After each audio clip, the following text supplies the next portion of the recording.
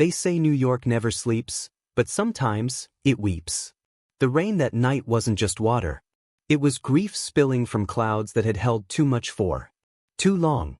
In a narrow alley behind a quiet West Village cafe, two strangers met, not with names, not with words, but with a silence so thick it swallowed the city's noise.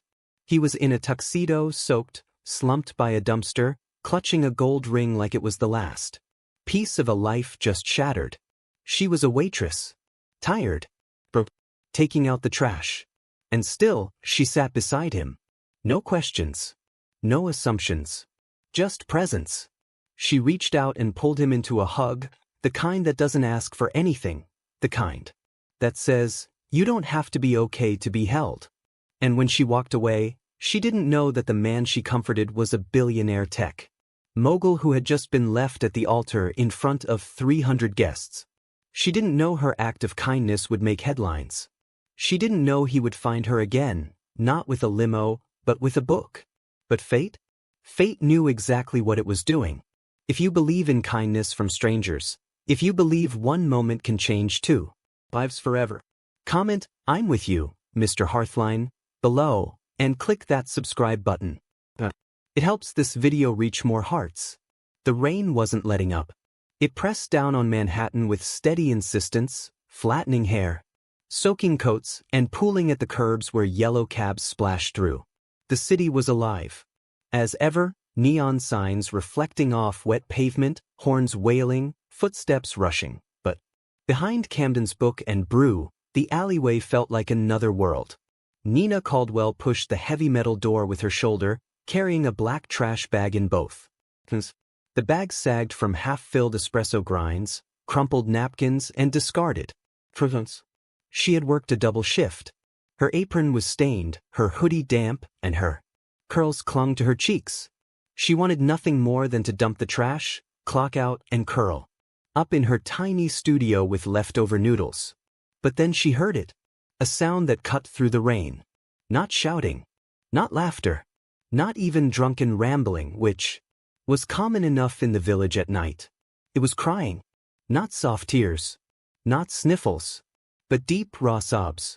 The kind that come from the chest, from somewhere people usually keep locked up. Nina froze mid-step, the bag dangling in her grip. She wasn't nosy. She wasn't reckless. Still, something in that sound stopped her from walking. But she dropped the bag by the dumpster and pulled her hood tighter around her face. Her sneakers splashed in the puddles as she followed the sound. That's when she saw him. Slumped against the brick wall beneath a flickering lamp, a man sat in the rain. A tuxedo clung to his frame, the kind tailored to perfection but ruined now by water and grit. His dark hair plastered against his forehead. His hands shook as they clutched something small and golden. A ring. Even from a distance, it caught the light, glinting faintly in the storm. Nina's breath caught. She had seen drunk Wall Streeters pass out in alleys, artists cry over lost loves, customers drown their sorrows in whiskey shots at her bar. But this was different. This wasn't performance. This was grief so naked it felt almost private. She hesitated. Common sense told her to turn back. But her feet wouldn't listen. Instead, it walked forward slowly, like approaching a wild animal that might bolt at sudden movement. To stop just a few feet away. "You okay?" Her voice was soft but clear, carried by the rain. The man lifted his head slightly, his jaw clenched, eyes red. He didn't look at her. Just shook his head once. No. That was all. One word, heavy as lead. Nina's throat tightened. She wasn't in the mood to play savior. She wasn't the type to force conversations either. She could have left it there. But something about the way he held that ring, something about the way his shoulders curled inward, as if trying to make himself disappear, struck her. She lowered herself to the wet ground beside him. Instantly, the cold water seeped through her jeans, but she didn't flinch. She sat in silence, the rain pattering on both of them. No questions. No judgments. He stiffened. His knuckles whitened around the ring. "Sometimes," Nina said after a moment, "you don't need a reason to let someone be kind to you."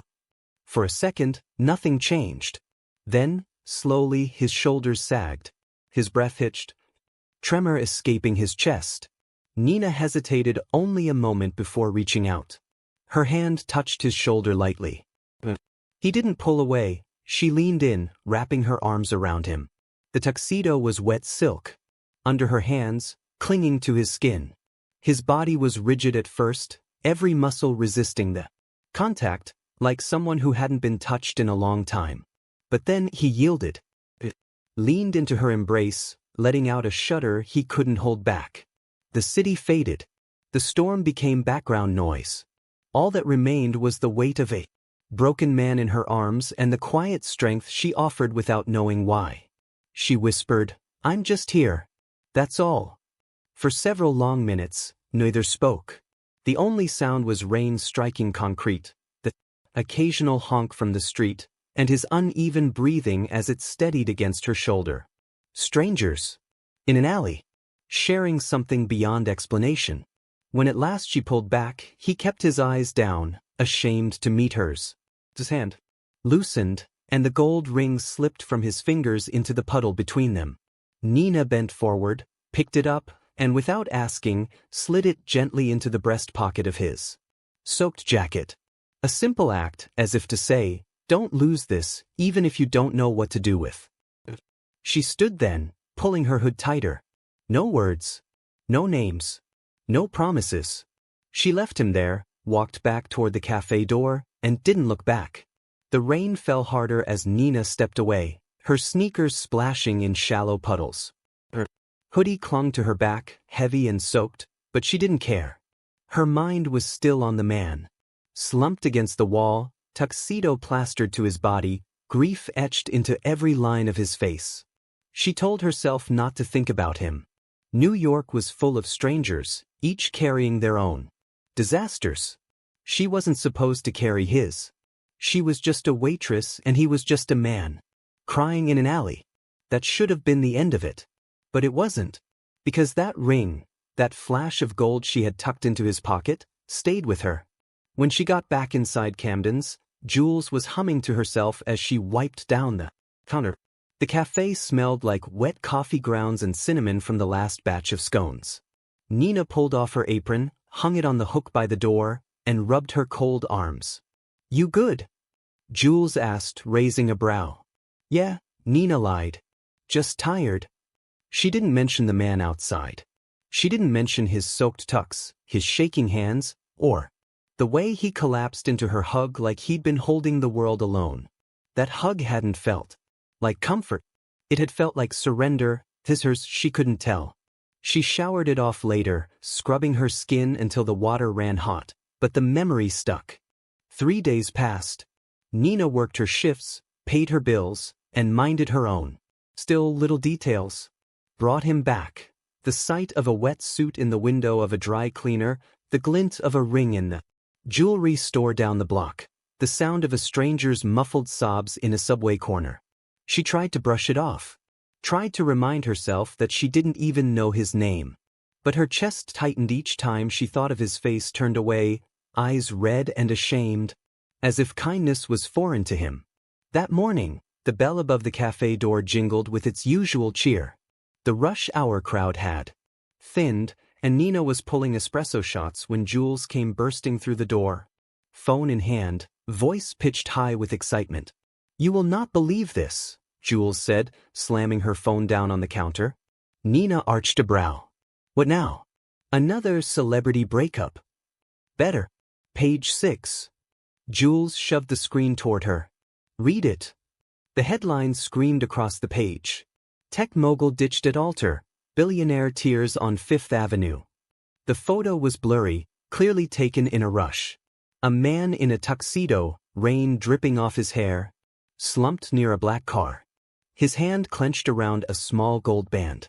Nina's stomach dropped. It was him. The man from the alley. The one she hugged. The one she left without asking a single question. Her hand trembled as she held the phone. The text beneath the headline filled in what the photo hadn't. Coulter Langston, CEO of Langston Tech, one of the city's youngest billionaires. supposed to marry socialite Marin Douglas in a lavish ceremony at St. Patrick's. Reporters, the works. But the bride never walked down the aisle. Jules was practically vibrating with glee. That tux. That ring. The drama. Nina forced a laugh. Wild. But her voice cracked. She turned back to the espresso machine, pouring steamed milk with hands that wouldn't steady. Jules didn't notice. Can you imagine being left at the altar with the whole city watching? I'd die. Just die. Nina nodded, but inside, her thoughts spiraled. She had hugged him. She had felt the tremor in his chest. She had tucked that ring into his pocket. She had been there, in the most humiliating moments of his life, before she even knew who he was. And he had no idea who she was. That night, Nina lay in bed staring at the ceiling of her tiny apartment. The pipes above groaned. With the rhythm of someone else's shower. A siren wailed 2 blocks away. She should have been asleep hours ago. She had another shift in the morning. But she couldn't stop thinking, why had he been in that alley and not in a penthouse suite? Somewhere? Why hadn't he had friends or bodyguards around him? Why had he been left alone to fall apart? And most of all, why did she care? She pulled the blanket over her head, squeezed her eyes shut, and told herself to forget. To let the city swallow the memory the way it swallowed everything else. But deep down, she knew this wasn't over. Because kindness like that, raw, unplanned, and unreturned, never really ends where it begins. The next morning, she went to work early. She stood behind the counter wiping down mugs, her movements automatic, her mind still elsewhere. Jules teased her about looking distracted, but Nina brushed it off. Customers came and went, ordering their usual cappuccinos and chai lattes. Nina smiled, right them up, made their drinks. Her body worked like muscle memory. But inside, she was replaying that hug in the rain. And she had no idea that soon, the man she tried to forget would walk right back into her life. Not as a headline, not as a billionaire, but as a customer holding out a scrap of paper with the title of a book. And when he did, the story she thought ended in the alley would be forced to begin again. By the time Nina's shift neared its end that morning, the page 6 headline was still buzzing in her mind like a hornet she couldn't swat. She told herself it didn't matter. Billionaires lived on another planet, far removed from her cramped apartment and overdue rent notices. But the man in that photo wasn't a headline to her. He was a memory, the weight of his soaked tux against her arms, the tremor in his chest, the ring she'd slipped into his pocket. She had touched the story before it ever hit the newsstands. And now it wouldn't leave her alone. "Girl, you're distracted," Jules said, tossing her rag into the sink. "You keep steaming the milk. Too long. That latte nearly boiled." Nina blinked. "Sorry. I'll fix it." "You okay?" Jules pressed, leaning across the counter. "Fine," Nina lied, though her eyes kept flicking to the folded tabloid sitting on the back counter. Jules smirked. "You're not still thinking about that article, are you? The billionaire in the rain? Come on, it's New York. Men cry in alleys all the time." Nina's heart lurched. "You don't think it's sad? Sad? Please." Jules shook her head. "He'll be fine. Guys like that always land on their feet. He's probably already back in some glass tower with another girl on his arm." Nina forced a smile. "Yeah, probably." But the pit in her stomach said otherwise. She had felt the difference that night. That wasn't a man who brushed things off. That was a man split open. The cafe door chimed as a young couple entered, dripping umbrellas in hand. Nina busied herself taking their order, grateful for the distraction. Yet even while she poured their drinks, her thoughts circled back. What was he doing now? Was he eating? Sleeping? Did anyone hug him again after she left? She shook her head. Ridiculous. He didn't need her thoughts. She was nothing more than a stranger who happened to walk outside at the right moment. And yet, when her shift finally ended, Nina stepped into the street with her tote slung over her shoulder. The sky was gray, dampness clinging to the air. Her sneakers splashed through the uneven pavement as she joined the flow of pedestrians. But instead of heading straight home, she found herself glancing down each alley she passed, half expecting to see him there again. She didn't. Of course she didn't. Still, she carried the image with her, the gold ring, the broken tuxedo, the eyes that couldn't meet hers. That evening, she sat in her studio apartment with the lights off, eating takeout noodles from the carton. Her phone buzzed with messages from Jules, gossip about a neighbor's new boyfriend, a meme about spilled lattes. Nina sent back half-hearted replies. The TV flickered in the corner. Another entertainment segment recapped the failed wedding. Photos of the lavish church, the floral arrangements, the designer dress that had never been worn. Commentators speculated about the runaway bride, about Coulter Langston's pride, about how much the fiasco must have cost. Nina muted the volume. She didn't care about the spectacle. All she could think was, he was human before he was a headline. And no one else seemed to notice. The days blurred together. Customers came and went, lattes foamed and served. The tabloid stayed folded behind the counter, Jules pulling it out occasionally to joke about the tragedy of the rich. Nina smiled along, but inside she wanted to snatch the paper away and hide it. Because to her, it wasn't funny. It was a secret, and she held it alone. 3 nights later, the cafe was nearly closed. Chairs were flipped onto tables, the espresso machine scrubbed clean, the last croissant sitting lonely in the display. Nina wiped her hands on a towel, ready to lock up, when the bell over the door jingled. She looked up and froze. It was him. No tuxedo this time. A navy coat draped over his shoulders, black slacks fitted neatly. His dark hair was brushed back, no longer plastered with rain. He looked older in the cafe's warm light. Tired but controlled. Handsome in a way that wasn't about wealth, but about presence. For a second, Nina couldn't breathe. He stepped to the counter, silent, eyes scanning her face. Then he slid a scrap of paper across the wood. Nina glanced down. Scrawled in tidy handwriting were 2 words. The Prophet. She blinked.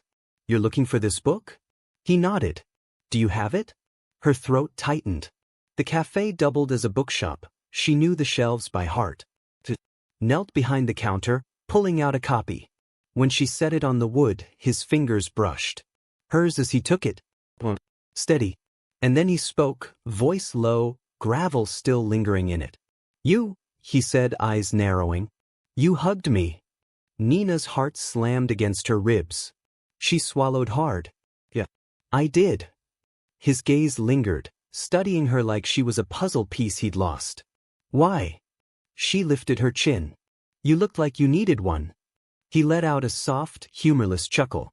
That's not what people usually do. I'm not people. The corner of his mouth twitched, not quite a smile. He tapped the book once against the counter. Coulter Langston. She nodded slowly. Nina Caldwell. For a moment, they stood in the quiet cafe, the hum of the fridge the only sound. 2 strangers. No longer anonymous. And neither of them knew that this moment, simple, quiet, unremarkable to anyone else, was the beginning of everything that would follow. The next morning, Nina arrived at the cafe earlier than usual. The streets still glistened from the night's rain, sunlight bouncing faintly off puddles in the cracks of the sidewalk. She pushed the key into the lock, opened the door, and was greeted by the familiar smell of roasted beans and old wood. Routine steadied her, grinding beans, prepping pastries, wiping counters. Still her mind wandered back to last night. The moment his fingers brushed hers, the way his gaze lingered, the sound of his voice when he said, "You hugged me." It should have been nothing. A chance meeting. But she felt it under her skin, the weight of something unfinished. By mid-morning, the cafe was buzzing with regulars. Writers hunched over laptops, an elderly couple sharing muffins, students buried in textbooks. Nina moved from customer to customer. With practiced ease, but her thoughts stayed tethered to one question. Would he come back? She told herself not to expect it. Men like Coulter Langston didn't haunt coffee shops in the West Village. They lived in glass towers with city views and staff to fetch their cappuccinos. And yet, when the bell over the door jingled, her chest tightened. He was there. Navy coat again. Black slacks. No entourage, no cameras. Just him, stepping inside with quiet composure. His eyes scanned the room once before landing on her. For a second, she forgot to breathe. Coulter approached the counter. His movements weren't hurried, but they carried the kind of certainty that made space for him without asking. Nina wiped her hands on her apron and forced her voice steady. "Back again?" she asked. He set a small notebook on the counter. "You carry the profit. That's rare these days." "Book and brew," she reminded him. "We've got more than lattes." A faint smile tugged at his lips. He studied her, then glanced at the espresso machine. "What's your best drink?" "Depends who's asking." His brow arched slightly. "What does that mean?" "It means if you like sweet, I'll say a caramel latte. If you like bitter, I'll say straight espresso. If you're trying to impress someone, I'll say the mocha with extra whip." He chuckled, low and brief. "None of those." "Surprise me." She nodded, turning to the machine. While she worked, she felt his eyes on her. Not in a way that burned, but in a way that searched. Like he was trying to reconcile the girl behind the counter with the stranger who had wrapped him in her arms in an alley. When she slid the cup across to him, he lifted it, sniffed, then took a sip. His expression didn't change, but he nodded. "Not bad." "Not bad," she teased. "That's high praise from a billionaire." His eyes flicked to hers, sharp but not cold. "So you read the article?" Her stomach tightened. Everyone did. He studied her, waiting. Nina straightened her apron. "Look, I don't care about the gossip. You're just a customer here. You don't owe me an explanation." Silence stretched for a beat. Then he said, softer, "Most people want the explanation." "I'm not most people." Something flickered in his gaze, curiosity, maybe even relief. Coulter found a table by the window, pulled out his book, and opened it. Nina tried to return to work, but her eyes kept drifting. He read with focus, occasionally sipping his drink, occasionally jotting notes in the margin. No phone. No laptop. Just pages. It struck her that for all the headlines, for all the speculation about wealth and heartbreak here, he was a man alone with a book, in a cafe that smelled faintly of cinnamon and espresso. When Jules arrived for her shift, she leaned over and whispered, "Holy, is that him?" "Don't start," Nina warned under her breath. "I won't," Jules said, grinning. "But girl, if he's sitting in your cafe, he's not just passing through." Nina ignored her, but deep down, the thought lodged like a seed. Hours passed. The crowd thinned. Eventually, Coulter closed his book, left a few bills under his cup and rose. As he reached the counter on his way out, he paused. "Thank you," he said. "For the drink. For not asking questions." Nina tilted her head. "Not my style." He gave a small nod, then left, the bell above the door chiming as it closed behind him. She stood there, towel in hand, heart beating faster than it should. She told herself it was coincidence. He'd probably never come back. But when the sun dipped below the buildings the next day and the bell chimed again, there he was. And the day after that. Sometimes he ordered espresso. Sometimes tea. Once he asked if she believed in fate. "Not fate," she said, drying mugs. "But timing." His lips quirked in a way that looked like a smile but wasn't quite. Day by day, piece by piece, the stranger from the alley was no longer just a man in a headline. He was Coulter. And against her better judgment, she wanted to know what he'd say next. The cafe had begun to feel different. Not because of new customers or special drinks, but because Coulter kept showing up. Morning or evening, sometimes alone, sometimes slipping in. Just before close. He rarely said much at first, only ordered quietly and lingered with a book. But his presence carried weight, and Nina felt it every time he stepped through the door. On his fourth visit, he waited until the rush thinned before approaching the counter. She was stacking cups when his shadow stretched across the wood. "You hugged me," he said plainly, voice low enough that Jules across the room wouldn't hear. Nina's hand stilled. She looked up, meeting eyes that were sharp but not unkind. We covered that already. He tilted his head slightly. You don't want to ask me why? Why would I? Because people don't do that. She gave a half smile, more tired than playful. I'm not people. Something flickered across his face, a mix of surprise and amusement. That line keeps coming back to you, doesn't it? It's true. She shrugged. I'm not here to collect your secrets. I just reacted. He studied her like she was an equation he couldn't quite solve. Then, with a quiet chuckle, he leaned back. You're the first person who didn't ask me what went wrong. Not once.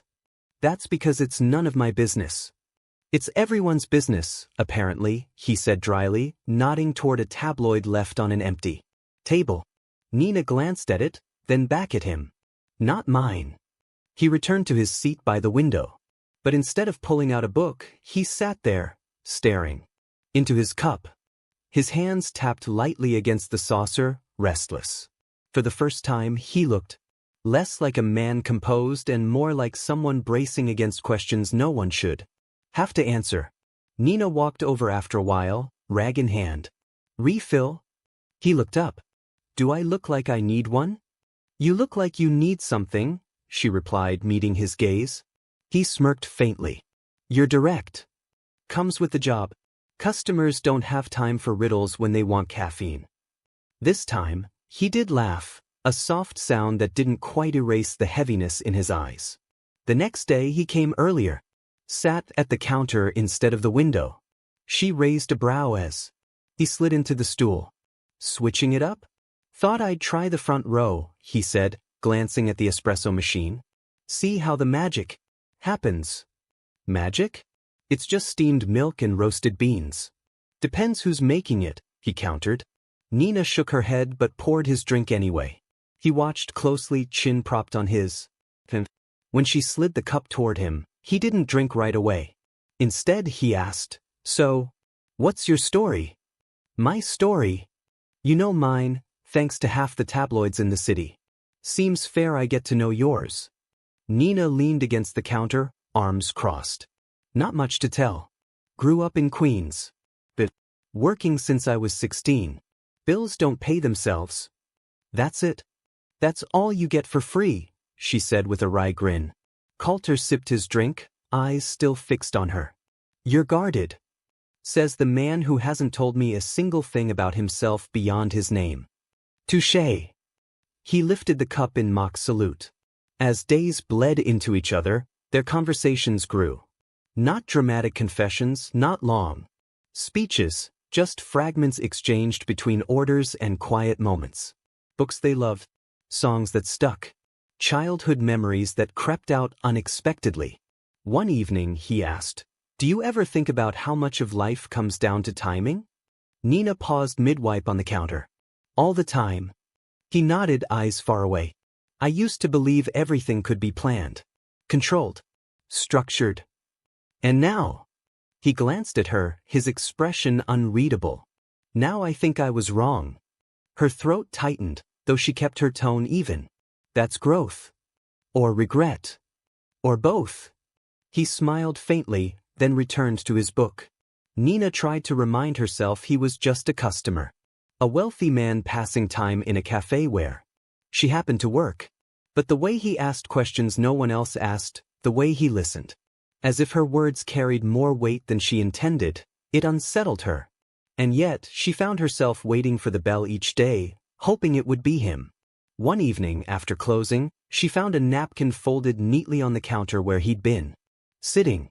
She opened it, expecting maybe a note about a book recommendation. Instead, in his careful handwriting, it read, Love isn't supposed to be efficient. But I tried to make it that way. Her hand trembled slightly as she folded it back. She tucked the napkin into her pocket, unsure why she couldn't throw it away. Later that night, lying in bed with the napkin on her nightstand, Nina stared at the ceiling. The words looped in her mind. Efficient. Structured. Controlled. He had tried to manage love the way one manages a company. And it had broken him. She closed her eyes, whispering into the dark, That's not what people do. But the truth was, neither of them seemed interested in doing what people usually did. The napkin stayed in Nina's pocket for 2 days. She told herself she'd toss it, but every time her hand brushed the folded paper, she stopped. Something about the neat handwriting, the raw honesty of the words. Love isn't supposed to be efficient. But I tried to make it that way. Rooted itself in her. By the third morning, she gave up pretending. She left it on her nightstand, beside her alarm. Cluck. She saw it first thing when she woke up and last thing before she went to bed. When Coulter returned to the cafe that evening, she was behind the counter, sleeves rolled up, hair tied back. The place was half full, college kids hunched over laptops, a man in a suit scrolling his phone, 2 friends laughing at a corner table. But when Coulter walked in, Nina felt it. Instantly, like the air itself shifted. He ordered tea this time. No small talk. Just slid the money across the counter and retreated to his usual spot.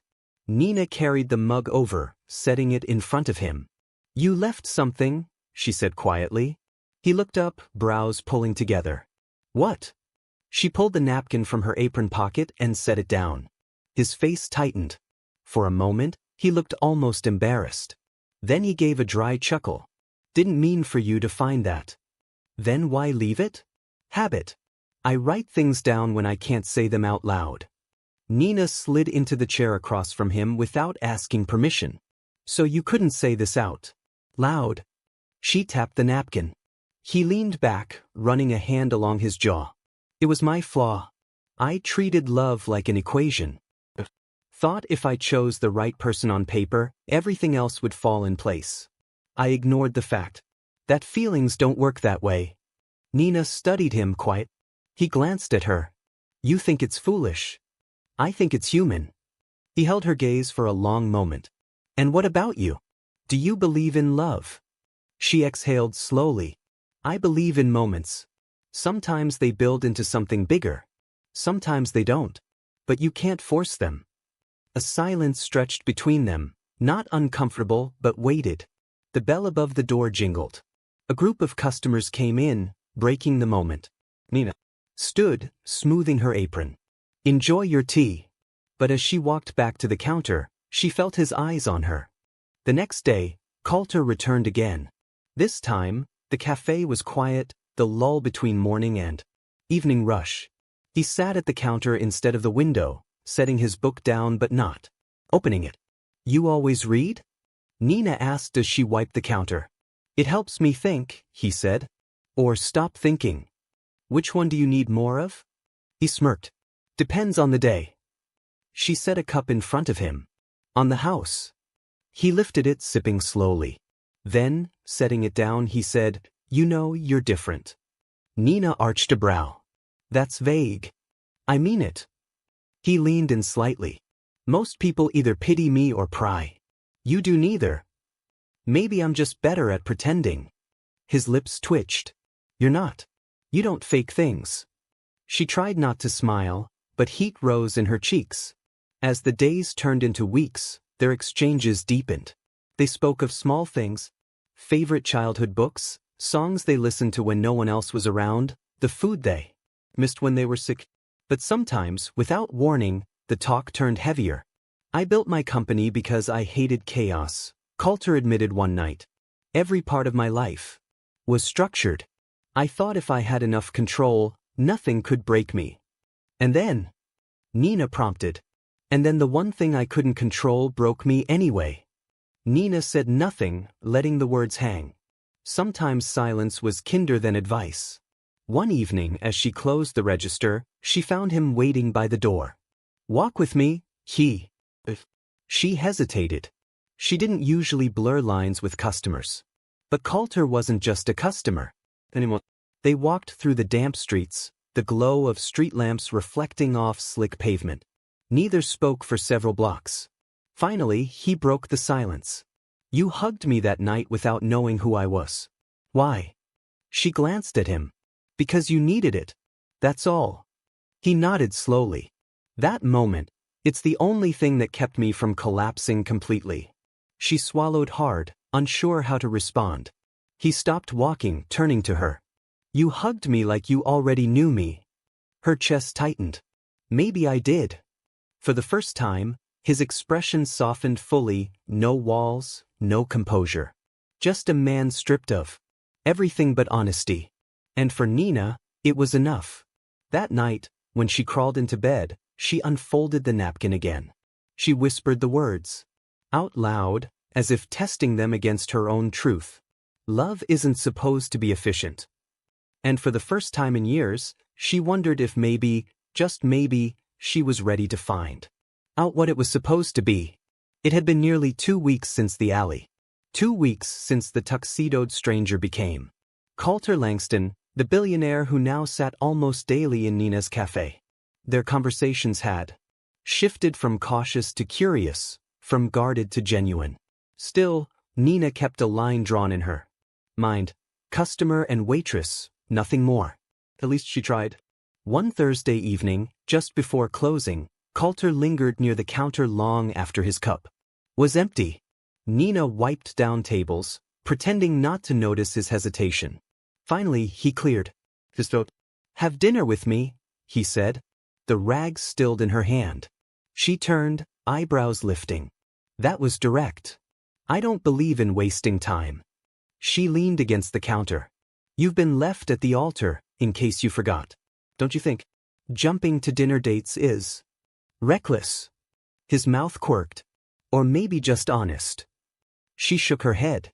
I'm not sure it's a good idea. He held her gaze. Why not? Because I don't know you. You know enough. More than most people who've known me for years. That silenced her for a beat. She swallowed, trying to mask the flutter in her chest. I'll think about it, she said finally. Fair enough, he replied. Then he left, the bell chiming faintly in his wake. For the next few days, she tried to avoid the question hanging between them. She buried herself in work, pretended the napkin on her nightstand didn't exist, told herself he would move on if she stayed quiet. But Coulter was nothing if not persistent. The following Monday, he showed up right before closing again. This time, he didn't order. Just leaned against the counter, arms crossed. So, he said, have you decided? Nina sighed, crossing her arms to mirror him. You don't quit, do you? Not when it matters. And how do you know this matters? He leaned in slightly, lowering his voice. Because timing doesn't always give second chances. Her pulse skipped. She looked away, shaking her head. You really know how to put pressure on a girl. I'm not pressuring you. I'm telling you the truth. The room fell quiet. The espresso machine clicked softly as it cooled. Outside, the rain tapped against the glass. Finally, Nina exhaled. Fine. One dinner. Coulter's lips curved into the faintest smile. That's all I asked. On Friday night, Nina stood in front of her closet, staring at clothes that felt suddenly inadequate. Her wardrobe consisted mostly of jeans, work shirts, and the occasional sundress. Nothing screamed dinner with a billionaire. She settled on a black dress, simple but fitted, with a jacket to soften it. As she fastened her earrings, she muttered under her breath, "It's just dinner. That's all." But her reflection in the mirror gave her away. She cared. Coulter's driver dropped her at a high-rise overlooking the Hudson.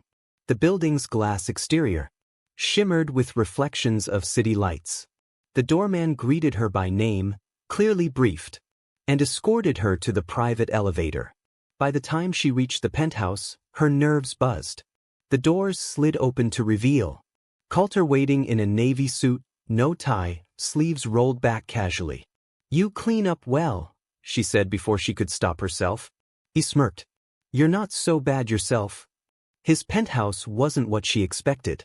No gold chandeliers or gaudy displays. Instead, clean lines, soft lighting, leather furniture, and art pieces that felt chosen, not flaunted. Floor to ceiling. Windows framed the river, the skyline glowing in the distance. "It's beautiful," she admitted, stepping toward the glass. "It's quiet," he corrected. "Quiet can be beautiful." He joined her at the window, holding 2 glasses of wine. Red or white? She eyed the glass in his right hand. Red. Good choice. He handed it over. They sat on the couch, the storm rolling over the city outside. The silence between them wasn't awkward. It pulsed with unspoken questions, unvoiced truths. Nina swirled her wine. So, is this where you impress women? He chuckled. If I wanted to impress you, I'd have chosen a restaurant with white tablecloths and overpriced menus. And why didn't you? Because I don't want to impress you. I want to know you. Her breath caught. She masked it with another sip of wine. Minutes stretched, the storm deepening outside. Finally, she set her glass down, turning toward him. You never talk about her. His jaw tightened. He swirled his wine, staring at the red liquid. Because there's nothing worth saying. I didn't love her the way a man should love his bride. I love the idea of her. The order. The structure. And me? Nina asked, voice barely above a whisper. He looked at her then, eyes steady, voice even. You hugged me like you already knew me. Something shifted in the air. Heavy, electric. Nina's chest rose and fell, heart racing. And what if I want to know you? Then come here, he said quietly. She moved before she thought, setting her glass aside and closing the space between them. Their kiss began slow, tentative, like a question. His hand rose to her waist, unsure at first, then firmer as she leaned into him. The world outside blurred, the storm, the skyline, the hum of the city. All that remained was two people, broken in different ways, finding something they hadn't expected. Their kiss broke gently, not from hesitation but from the need to breathe. Nina sat back slightly, her hands still on Coulter's chest. She could feel his heartbeat under her palm, strong but uneven, like a man caught between restraint and desire. You're not what I expected, he said softly. Good, she replied, her lips curving. Expectations are boring. He laughed under his breath, the sound almost surprised. You're right. They are. The storm outside deepened, rain streaking the windows in silver threads.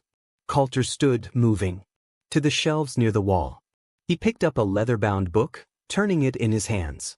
I've spent most of my life trying to make sense of things, he said. Everything had to follow a pattern. Business, relationships, even love. If I couldn't chart it, plan it, manage it, then I convinced myself it wasn't worth my time. And how did that work out? Nina asked gently. He gave a humorless smile. I ended up standing in the rain with a ring I couldn't give back. Nina's eyes softened. Maybe love isn't meant to be managed. He turned, leaning against the shelf. That's the part one never understood. How do you build a life? On something you can't measure.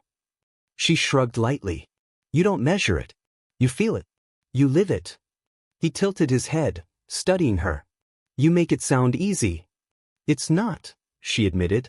It's messy, it's painful, it's unpredictable. But it's real. He set the book back on the shelf and returned to the couch. Sitting closer this time, he leaned forward, elbows resting on his knees. The woman I was supposed to marry, she was perfect. On paper.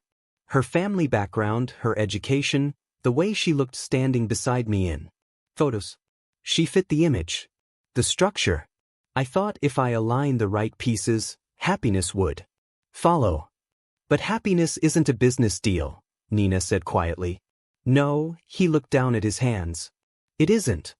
There was a silence, filled only by the hum of the storm. Nina reached for her wine again, sipping slowly, watching him from the corner of her eye. He looked smaller somehow, not in stature but in spirit, as though confessing the truth had stripped him of the armor he usually carried. Coulter, she said finally, what do you want now? He lifted his gaze to hers. I want to stop pretending. Her breath caught. Pretending what? That I know what love should look like. That I can design it, structure it, force it to make sense. Don't want that anymore. And what do you want instead? She pressed. He hesitated, then spoke with quiet certainty. I want something that feels alive. Something that doesn't need a blueprint. Something like this. His eyes lingered on her, unguarded. Nina's chest tightened. Careful, she whispered, half teasing. That almost sounded romantic. Maybe it is. They sat in silence again, but it wasn't empty. The storm outside became background, their focus anchored only to each other. Finally, Nina set her glass down and leaned back against the cushions. You don't have to figure it out tonight. Coulter turned slightly toward her. What if I don't have another night? She gave him a steady look. You will. But if you're serious, then show me. Not with words. With how you live. With how you treat people. With how you treat me. His jaw tightened, but not in resistance. More like a man absorbing a challenge he intended to. The clock on the wall ticked past midnight. Nina realized she'd stayed longer than she intended. She rose, smoothing her dress. I should go. Coulter stood as well. Let me have my driver take you home. She shook her head. No need. The subway will do. Nina. Don't, she cut him off gently. If you want to prove something, don't start by wrapping me in luxury. Start by listening. By being real. He paused, then nodded slowly. Fair enough. At the door, she hesitated. Thank you for dinner. He met her eyes. Thank you for saying yes. The elevator ride down felt longer than usual. As she stepped out into the lobby, the doorman offered her a polite nod, but she barely noticed. Her thoughts were tangled. She had come into the evening braced for pretense, for surface-level charm. Instead, she had seen a man trying, failing, and finally admitting he didn't have the answers. And somehow, that mattered more than any skyline view. That night, in her apartment, Nina pulled the napkin from her nightstand again. She read the line. For what felt like the 100th time, love isn't supposed to be efficient. She placed it back carefully, whispering into the quiet, maybe you're starting to learn. For the first time in a long while, she drifted to sleep with the sense that something new, fragile, uncertain, but real, had begun. The following evening, Nina tried to talk herself out of it. She reminded herself of the risks, the imbalance between their worlds, the way his name lived in headlines while hers lived on it. Timecard. Yet when Coulter called, voice steady but tinged with hope, she found herself saying. By the time she arrived at his penthouse again, the storm had passed. The city glittered beyond. The tall windows, the Hudson gleaming like polished steel under the moonlight. Coulter greeted her at the door in a simple gray sweater, no jacket, no armor. You came, he said softly. You asked, she replied, stepping inside. Dinner was lighter this time. Takeout containers spread across the coffee table, noodles, dumplings, spring rolls. Nina laughed as she opened a carton. So much for fine dining. I wanted normal, he said. I figured you'd appreciate that. I do. She smiled, settling onto the couch. But just so you know, I have a soft spot for cheap Chinese food. Good, he said, sitting beside her. Then we're both in the right place. They ate, talked about nothing. Favorite movies, awkward childhood stories, books that shaped them. For once, there were no heavy confessions, no shadows hovering. Just two people sharing food and space. When the cartons were empty, Nina leaned back against the cushions, sipping from her water. You know, she said lightly, you're not what I thought a billionaire would be. And what's that? Arrogant. Detached. Surrounded by yes-men. He chuckled. I can be detached. And I definitely have more yes-men than I want. But arrogant? He shook his head. Not tonight. She studied him, her voice softening. Not tonight. Silence stretched. Not awkward. Not forced. Just charged. Nina set her glass on the table, turning slightly toward him. You never answered my question. The other night. What question? Me. Her eyes held his. What do you see when you look at me? Coulter's expression shifted. He set his glass down carefully, then leaned closer. I see the woman who sat in the rain beside me when no one else would. The woman who didn't need my name, my story, or my excuses to offer kindness. I see the person who hugged me like I wasn't broken. Her breath caught. Heat bloomed in her chest. And now, she whispered, His voice dropped. Now I see someone I want to know. Not because of timing, not because of just because of choice. The air between them tightened. Nina swallowed, her voice barely audible. Then say it. His gaze didn't waver. Come here. She moved without hesitation. Their lips met again, firmer this time, no uncertainty, only pull.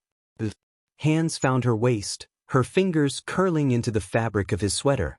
The kiss deepened, searching, urgent. She climbed onto his lap, their bodies aligning instinctively. His breath hitched as her fingers trailed along his jaw, down his neck. He drew her closer, like letting her go would mean losing. More than he could bear. The city lights poured across them, painting their skin in silver and shadow. He pulled back briefly, forehead resting against hers. I don't want this to be fleeting, he murmured. It doesn't have to be, she replied, brushing her lips against his again. He kissed her with renewed hunger, hands exploring, but still with reverence. Every movement was deliberate, as though he were memorizing her. Nina responded with equal fire, tugging at his sweater until he lifted it over his head. She ran her palms across his chest, feeling the steady rhythm beneath his skin. He lifted her gently, carrying her toward the bedroom. His lips never left her skin, tracing along her jaw, her neck, her collarbone. Each kiss felt like a promise, unspoken but undeniable. In the quiet of his room, they slowed. Clothes fell away, but there was no rush, no frenzy. Instead, there was intention, a steady unraveling of walls, a steady surrender to something neither had planned. He touched her like she was fragile and fierce all at once, like every part of her deserved to be honored. She responded with equal intensity, showing him that he didn't have to perform, didn't have to impress. He just had to be. When he finally entered her, it wasn't conquest. It was connection. Their movements found rhythm, not forced, not hurried, but real. Nina clutched his shoulders, gasping his name. Colt shuddered, holding her tighter, as if anchoring himself in the moment. Their cries mingled with the muffled hum of the city outside, and when release came, it was more than physical. It was surrender, relief, discovery. Afterward, they lay tangled in the sheets, her head on his shoulder, his hands stroking lazy circles along her back. The silence was thick but gentle. Stay, he whispered, voice rough. She didn't answer with words. She only pressed closer, closing her eyes, letting his warmth ground her. For the first time in years, Nina didn't feel like she had to be anywhere else.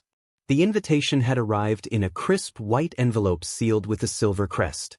Coulter handed it to Nina one afternoon at the cafe, sliding it across the counter without ceremony. What's this? She asked, wiping foam from her fingers before opening it. A gala, he said. Charity event.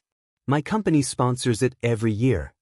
Nina unfolded the heavy cardstock, eyes skimming the elegant lettering. Langston Foundation. Annual benefit. Black tie. Waldorf ballroom. Cameras guaranteed. Her brow arched. And you want me to go with you? Coulter leaned casually against the counter. I do. She hesitated, scanning his face for a hint of pressure. Instead, she saw only calm certainty. Why? She asked. Because I want you there. And because I'm tired of showing up with people who don't matter. Nina looked down at the card, her pulse quickening. A gala wasn't her world. She didn't own gowns, didn't glide through ballrooms with practiced grace. But the way he said it, steady, unyielding, made it hard to say no. All right, she said at last. But don't expect me to blend in. His lips curved faintly. I don't want you to blend in. The night of the gala, Nina stood before her mirror, smoothing the black silk dress sheet, borrowed from Jules. It hugged her frame simply, no sequins, no dramatic slit, understated, but it fit her like it belonged. She paired it with small diamond studs, the only jewelry she owned. Of value, a gift from her grandmother. You look like trouble, Jules teased as she zipped the back. More like I look like I don't belong, Nina muttered. Please, Jules scoffed. You're going to walk in there and every head will turn. Just don't forget who you are. I couldn't if I tried, Nina said softly. Coulter's driver collected her just after 7. When she stepped out of the car at the Waldorf, flashes from cameras lit the entrance as sleek vehicles pulled up one after another. Tuxedos, women in glittering gowns, all smiles polished for the press. Coulter waited near the entrance, tall in his tailored tux, bow tie sharp. When his eyes found her, something softened in his expression. He extended his hand, steady and sure. You look, he paused, searching for the right word. Like trouble, she teased, echoing Jules. Like you're exactly where you're supposed to be, he said simply. Her cheeks warmed as she placed her hand in his. Inside, the ballroom was awash in gold and crystal.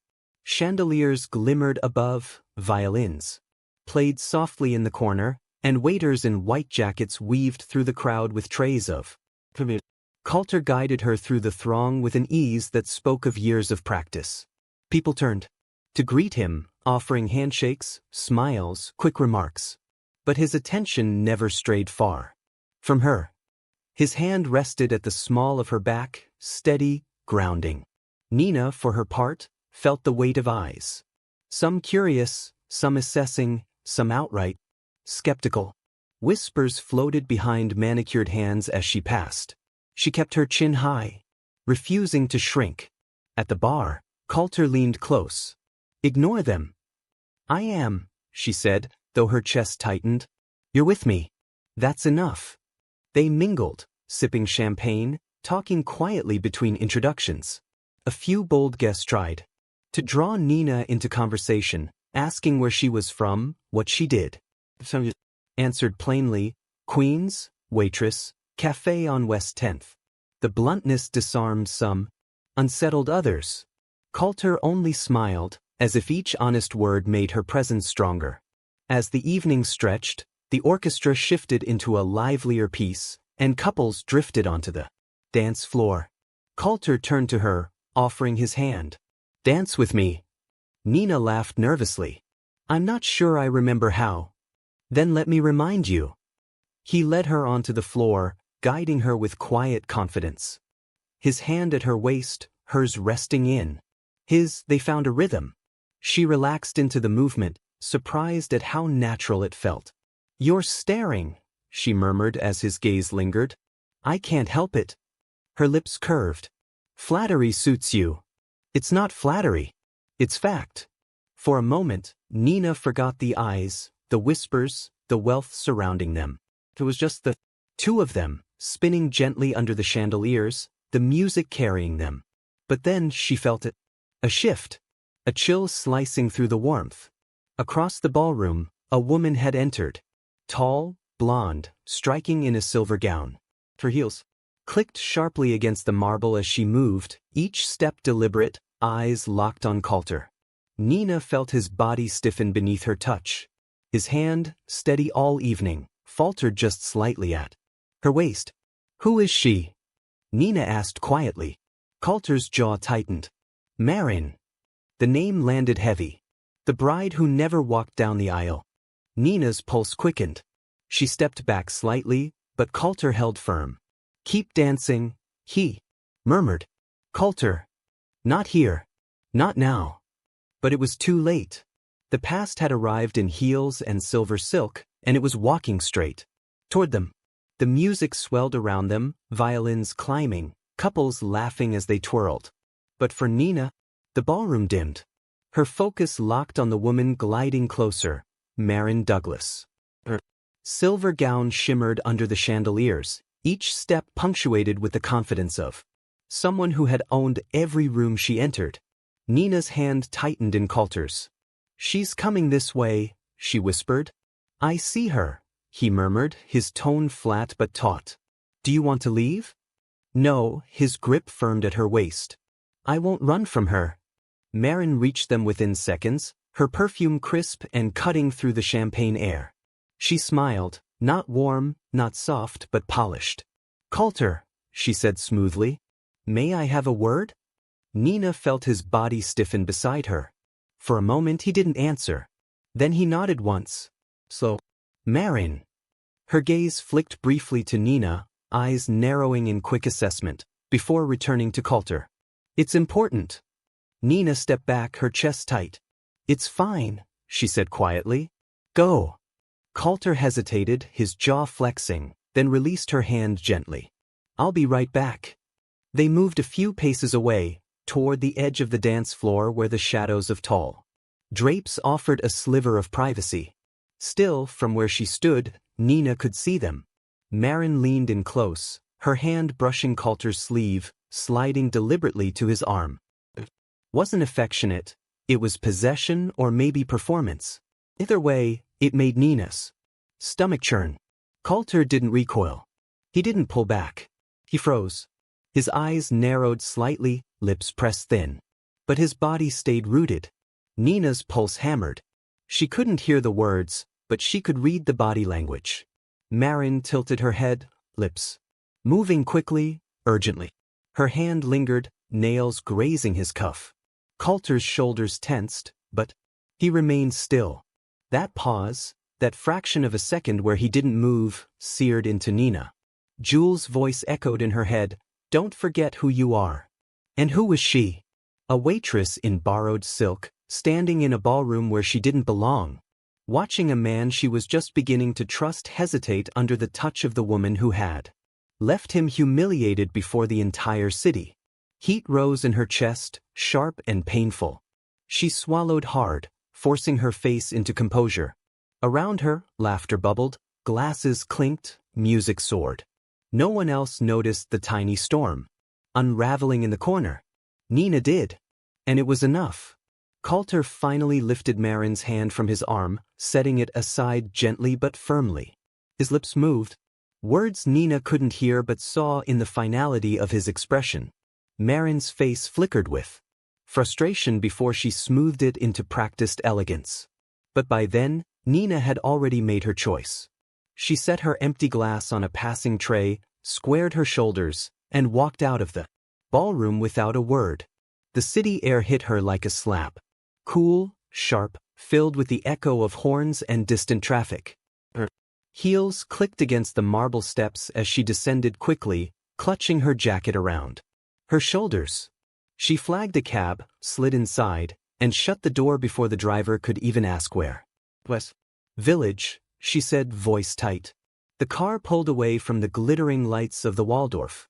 Nina pressed her forehead to the glass, watching the skyline blur. Her mind replayed it in ruthless detail.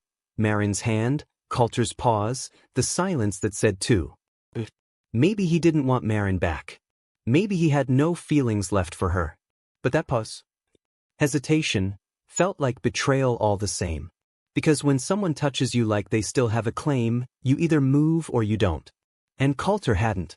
Back in her apartment, Nina slipped out of the black silk dress and hung it carefully, her hands shaking. She sat on the edge of her bed, staring at her reflection in the darkened window. She whispered to herself, "You knew better." Her phone buzzed on the nightstand, a text from Jules asking how the gala went. Nina turned it face down without replying. She lay back on the bed, clutching her pillow, the image of Coulter frozen under Marin's touch burned into her mind. And with that, the fragile hope she had been nursing cracked. The cab rattled over potholes, headlights streaking across wet pavement. Nina sat rigid in the back seat, arms folded tight, fighting the sting at the corners of her eyes. She had promised herself not to cry, not over him, not over this. But the image replayed with cruel clarity. Marin's manicured hand sliding onto his arm, and Coulter's stillness. That pause said more than words ever could. Back in her apartment, Nina tossed her heels aside and dropped onto the couch. The black silk dress clung to her skin, reminding her of the ballroom, the stairs, the whispered questions she had tried to ignore. She pulled a blanket around herself and sat in the dim glow of her lamp. Waiting, though for what, she didn't know. Her phone lay face up on the coffee table. No calls. No messages. No explanations. She told herself she didn't want one. She told herself she was better off without the drama of billionaires and socialites. But the ache in her chest betrayed her. The next morning at Camden's, Jules noticed instantly. "You look wrecked," she said, sliding a tray of croissants into the display. "Thanks for the pep talk," Nina muttered, tying her apron. "What happened last night? Did he trip over a champagne fountain? Did you trip over him?" Jules grinned at her own joke, then frowned when Nina didn't respond. Spill. Nina shook her head, focusing on steaming milk. "It doesn't matter. It matters if you look like somebody stole your cat." Nina exhaled sharply. She was there. Who? The bride who never showed up. Jules froze. "No way. And she touched him." He froze. "I left." Jules blinked, setting the tongs down. "Okay, but did he do anything?" "That's the problem," Nina whispered. "He didn't." The day dragged. Customers flowed in and out, lattes foamed, dishes clattered. Nina smiled. Mechanically, her body moving through routine while her mind replayed the ballroom. Every time. The bell over the door jingled. Her chest clenched, half expecting Coulter to walk in. He didn't. Not that day. Not the next. 3 days passed. No texts. No visits. No notes on napkins. Nina told herself she didn't care, but her heart refused to obey. She carried his absence like an invisible weight, heavy in the quiet moments. On the 4th night, she sat at her kitchen table, the napkin unfolded before her. The words stared back at her. "Love isn't supposed to be efficient. But I tried to make it that way." She traced the letters with her fingertip. "And now you're trying nothing at all," she murmured. By the weekend, even Jules had gone quiet on the subject. She watched Nina move through. Her shifts with a clipped edge, not pushing for details, only slipping her extra muffins or covering. When Nina needed a moment in the back room.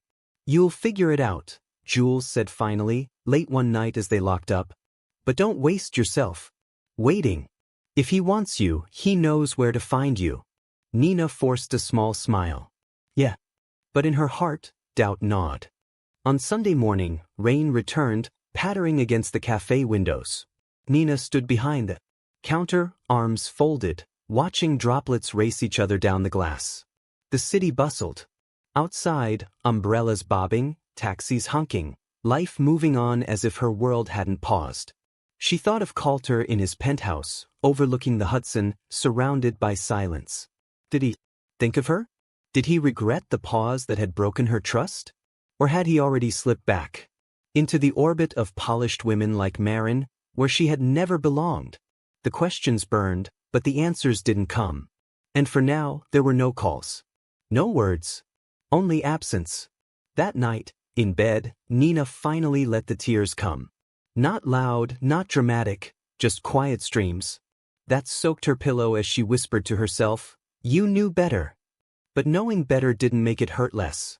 The storm rolled in without warning, the kind of downpour that turned sidewalks into rivers and left umbrellas snapping in the wind. Nina stood at her apartment window, arms crossed, watching sheets of rain blur the city lights. It had been over a week since the gala. Over a week of silence. Over a week of no calls, no visits, no words. She told herself she was done waiting. She had replayed the moment enough times to know it was final. But still, some fragile part of her, stubborn, aching, hadn't let go. So when the knock came at her door, sharp and insistent, she thought at first she'd imagined it. Another knock. Louder. Her chest tightened. She crossed the small living room, hesitated, then opened the door. Coulter stood there, drenched. His hair plastered to his forehead, water dripping from his coat. His shoulders heaving like he'd run the whole way. For a heartbeat, neither spoke. Rain roared behind him, wind pushing droplets into the hallway. Finally, Nina broke the silence. "What are you doing here?" "I had to see you," he said, voice rough. Her grip on the door tightened. "Now? After all this time?" He took a shaky breath. "I should have come sooner. But I..." She cut him off, her voice sharper than she intended. "But you didn't." He flinched, the water trailing down his face mixing with the hurt in his eyes. Nina stepped back just enough for him to enter. He hesitated, then crossed the threshold, dripping onto her worn rug. She shut the door firmly behind him. They stood in the small space, rain hammering the windows, silence pressing in. Coulter finally. She wanted to come back, he said. Marin. That night. Nina's chest tightened. And? I told her no. Her eyes searched his face. Then why did you pause when she touched you? The question hung heavy, years of her own insecurities wrapped into it. Coulter ran a hand through his soaked hair, pacing once before stopping in front of her. Because I was stunned, Nina. I didn't expect her to show up. I didn't expect her to touch me. But stunned isn't tempted. Don't punish me for freezing. She folded her arms across her chest. You think I imagined it? No, his voice softened. I think you felt something real. But it wasn't what you thought. That it was shocked. Not want. Nina turned away, walking toward the window. Lightning flashed across the skyline, illuminating. Her reflection in the glass, hair tousled, eyes brimming with anger she didn't want to admit. Was fear. You could have come after me, she whispered. You let me leave. You let days pass. Coulter's footsteps approached slowly. Because I thought I'd lost my chance. I thought you'd already decided what I was. And what are you? She asked bitterly. He stopped behind her, his voice steady. A man who made mistakes. But not the ones you think. She turned then, meeting his gaze. His face was raw, stripped of composure. No tuxedo, no. Polished calm. Just Coulter, soaked, desperate, standing in her apartment like everything depended on this moment. Why should I believe you? She asked, her voice trembling despite her effort to keep it firm. Because I'm here, he said simply. In the rain at your door, telling you the truth. Not because it's convenient. Because it's all I have left to give. The silence stretched. Nina's heart raced, torn between the ache of betrayal and the pull of the man standing before her. You paused, she said again, softer this time. I know, he admitted. But I won't pause now. Not for her. Not for anyone. Only for you. Tell me to stop. Her throat tightened. She wanted to stay angry, wanted to hold on to the safety of her distance. But the honesty in his voice chipped at the walls she had built. And for the first time since the gala, she let herself feel the truth. She wasn't done with him. Coulter stood in the middle of Nina's small apartment, water dripping onto the rug, his chest rising. And falling like he'd run through the storm just to reach her. His words still lingered in the air. Only for you, if you tell me to stop. Nina crossed her arms tighter. She wanted to stay unmoved, to cling to her anger as armor. But the earnestness in his eyes chipped away at her resolve. You don't get to walk in here and fix this with a few words, she said finally. I'm not trying to fix it with words, Coulter replied, his voice low, steady. I'm trying to fix it by showing up. That's all I can do. The rain thundered against the glass, filling the silence that followed. Coulter took a step closer, careful, deliberate. That night, he said, when she touched me, I froze. Because for 1 second I was back at the altar, back in that moment when she didn't show. It stunned me. But that's all it was. Nina's jaw clenched. You paused. That's what I saw. Yes, he admitted without hesitation. I paused. But don't punish me for blinking. Don't turn 1 second of shock into a story about who I am. Her throat tightened. His words rang with a truth she didn't want to acknowledge. She turned toward the window, staring at the blur of city lights through the rain. Do you know how it felt? Standing there, in that ballroom, in borrowed silk, surrounded by people who were already questioning why I was even there, and then seeing her touch you like she still had it. Claim. Coulter's voice softened.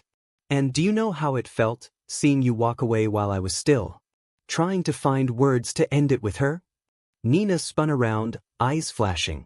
You should have moved the second she reached for you. His own voice rose, not in anger but desperation.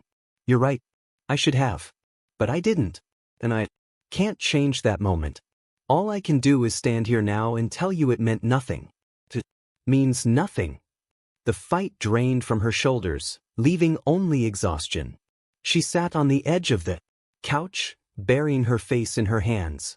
I don't know if I can trust that. Coulter crouched in front of her, his soaked clothes clinging, his hair dripping onto the floor. Didn't reach for her, didn't touch. He just looked up at her with unguarded eyes. Then trust this, he said quietly. I came here. In the rain. No entourage, no driver, no shield. Just me. Because losing you scared me more than any headline, any scandal, any empire I've built. Her fingers lowered slowly, revealing eyes glassy with unshed tears. Do you know what I was afraid of? Nina whispered. What? That you wouldn't come. That I mattered for a moment in an alley, but not in your life. His jaw tightened. You matter more than you realize. That hug, it changed everything. It broke through something I thought was unbreakable.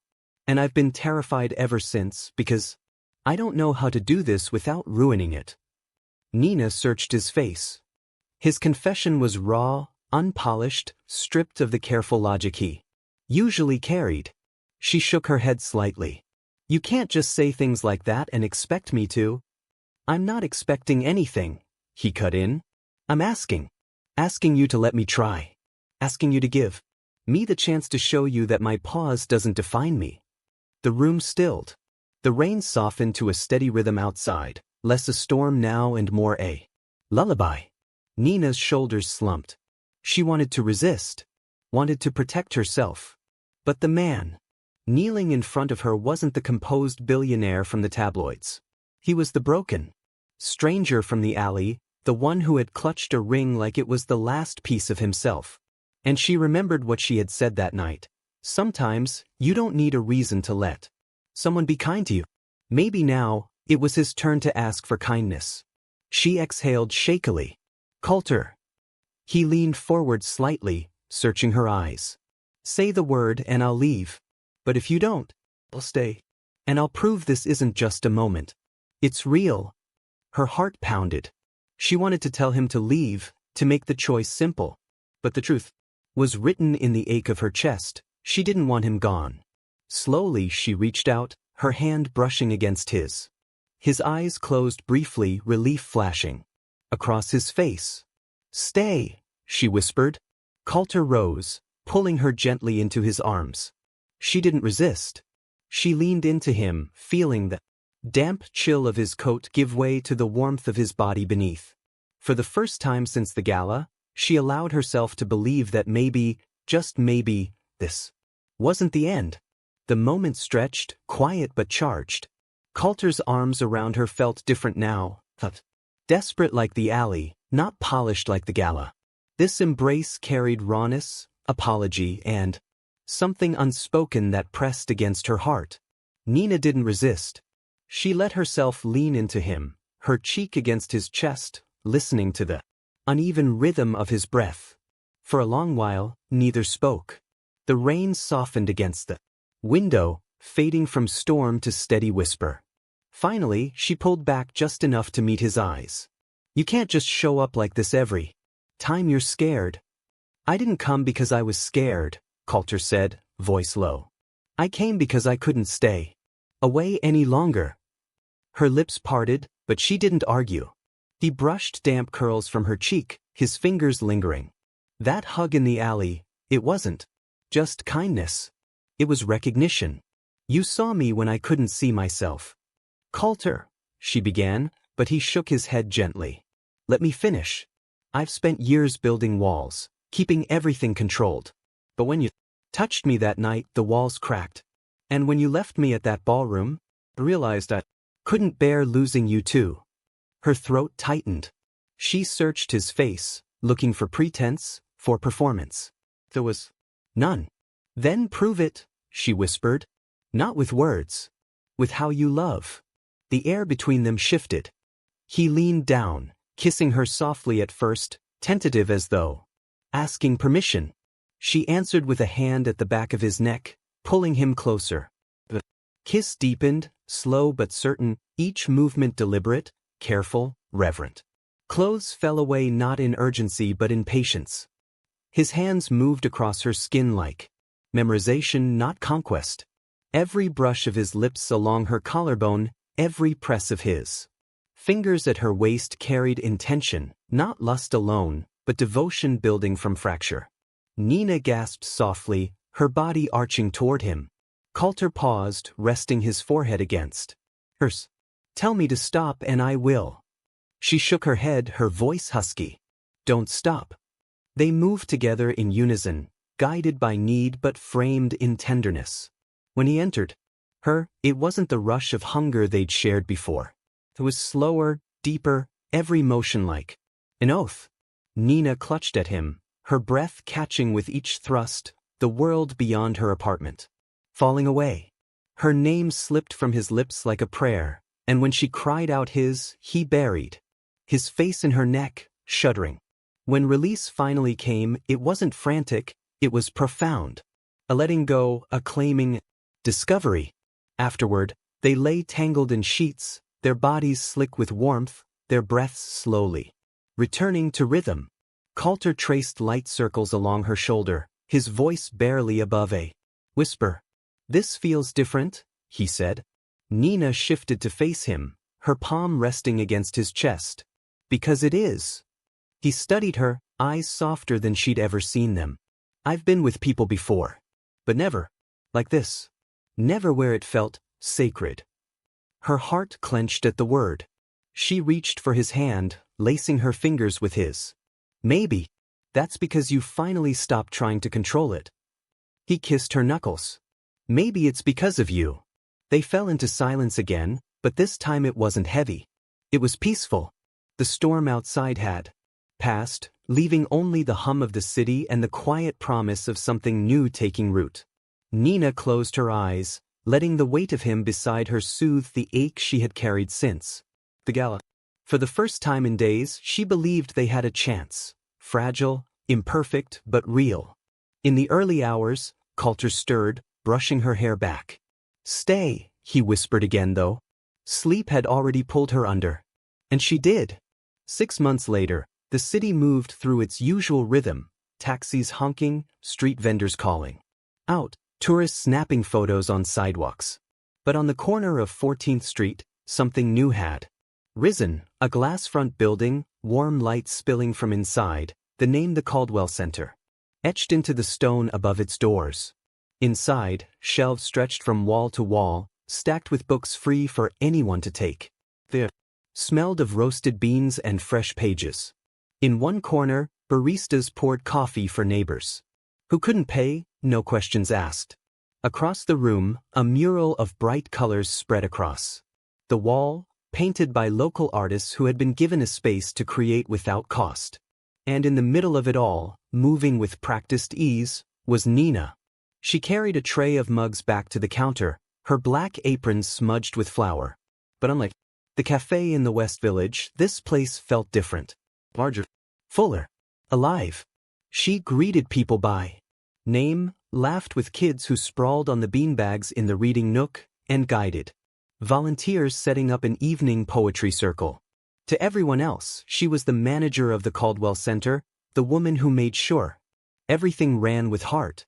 But she knew the truth. This building was Coulter's gift, his promise, his way of saying he had listened when she told him love wasn't about control, but about presence. And he hadn't just listened. He had built it. Coulter appeared at the doorway, dressed simply in a navy shirt and slacks, no entourage trailing. His eyes scanned the room until they landed on her. A faint smile tugged at his lips as he crossed the floor. "You're working too hard," he said when he reached her. "I always work too hard," Nina shot back with a grin. "Besides, it's worth it." He leaned against the counter, watching as she wiped down a stack of mugs. "You've turned this into more than I imagined." "You gave the space," she corrected. "The people made it what it is." He tilted his head. "And who made the people feel like they belonged?" Nina tried to deflect with a shrug, but his gaze held hers, steady and sure. She felt the warmth rise in her chest, the same warmth that had carried them from the alley, to the penthouse, to this moment. A small boy tugged at her sleeve. "Miss Nina, can we read now?" She smiled, bending down to his level. "Of course. Pick your favorite and bring it over." The boy scampered off, clutching a worn copy of Charlotte's Web. Nina straightened, catching Coulter watching her, his expression softer than she'd ever seen. "What?" she asked. He shook his head. "Nothing. Just, this is exactly what I hoped for." Later that evening, as the last of the kids left with parents and the lights dimmed to a gentle glow, Nina stood at the front desk, checking the day's notes. Coulter joined her, sliding a hand over hers on the counter. "Do you realize what you've built here?" he asked. She looked around, at the shelves, the mural, the empty mugs waiting to be washed. "Built it." He squeezed her hand lightly. "No, Nina. You did. You turned a building into a place where people can be held the way you held me that night." Her breath caught. 6 months later, and he still carried that night in the alley like a compass, pointing him back to her. Outside, rain began again, soft against the glass. Nina glanced toward the door. Memories?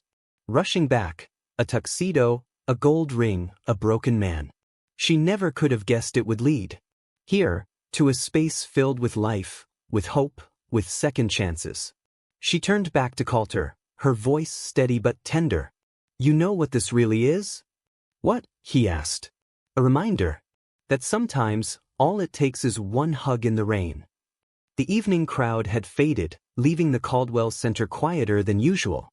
The soft hum of the espresso machine and the faint rustle of pages were the only sounds left. Nina dimmed the lights near the shelves, preparing to close for the night, when Coulter stopped her with a gentle hand at her wrist. "Don't rush," he said. "Stay here with me a little longer." She raised a brow. "You planning to shelve books?" He chuckled.